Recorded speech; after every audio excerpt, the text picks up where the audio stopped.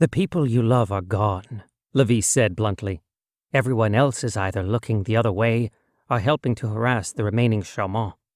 The countrymen out where I have moved may be uneducated farmers who have their own prejudices, but they certainly haven't locked anyone up over it yet.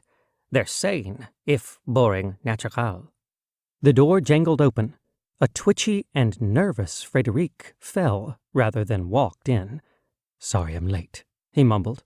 His attire was, as always, perfect. His hair back in a neat, unshowy ponytail tied with a sober black ribbon. "Frédéric!" Maurice cried delightedly, coming in and clapping his friend on the shoulders. "I thought you weren't going to make it."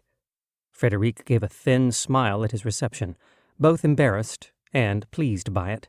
Then he looked around at the room, and his face went pale. "I called forth a vision for you." Everyone in the room looked at him in surprise. "Thank you," Maurice said in wonder. "But why?" "Because you're a friend, and because she is innocent." He pointed at the sleeping baby with one long, skinny finger. "And what do you mean by innocent, monsieur?" Adelise demanded with thinly veiled disgust. "The child has no powers whatsoever. She is pure." "Pure? You—" "Please, listen. I saw her future. Listen to your friends. Get out. The fever will spread. No one will be able to leave because of the quarantine. They will look for someone to blame. They will come here. You should never have revealed yourself to the king and queen. That was a foolish move." "I had to stand up for my people." "Your people? Your sick, diseased versions of true humanity? Your community of supernatural lepers?" "That's enough, Frédéric," Alaric swore, standing up. "I am pure and have never felt threatened by les Charmants, and they are your people too, do not forget. They will come after you just like everyone else, no matter how much you whittle and whine to join their ranks, or try to treat yourself with sulphurs and bloodletting." "You have seen this?" Rosaline demanded of the doctor, ignoring everything else.